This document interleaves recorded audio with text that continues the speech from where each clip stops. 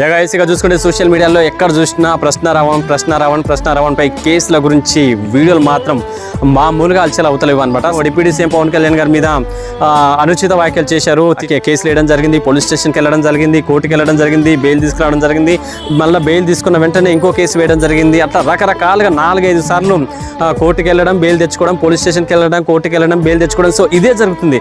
రావణ్ తరపు నుంచి వాదించేటువంటి జడస్ రావణ్ గారు ఏం చెప్తున్నారంటే రావణ్ని చంపేయాలని ప్లాన్ చేసినట్టుగా తెలుస్తుంది. అంతేకాకుండా ఆయన మార్గం మధ్యలో ఆయన తప్పించుకోమని చెప్పడం, తప్పించుకునేటువంటి తరుణంలో ఎన్కౌంటర్ చేసేసి పారిపోతుంటే ఎన్కౌంటర్ చేయడం జరిగిందని చెప్పేసి ఇలా కట్టుకథ అల్లడానికి సిద్ధమైనట్టుగా తెలుస్తుందని చెప్పేసి లాయర్ గారు చెప్పుకుంటూ వస్తున్నారన్నమాట. అతనిపై ఒక దేశద్రోహి, రాజద్రోహి కింద కేసు వేశారు. బట్ ఇది కరెక్ట్ కాదు.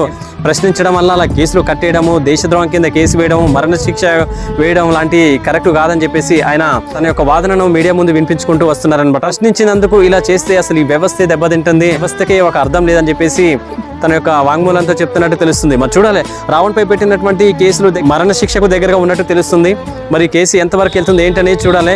ఓ రాజద్రోహం కేసు వేయడం కరెక్ట్ కాదని చెప్పేసి కొంతమంది అంటున్నారు. సో దీనిపై ప్రతిపక్ష వర్గాలు కూడా మండిపడుతున్నట్టు తెలుస్తుంది. అధికారం ఉంది అని చెప్పేసి ఇష్టం వచ్చినట్టు చేయడం, ఇలా చేయడం కరెక్ట్ కాదు.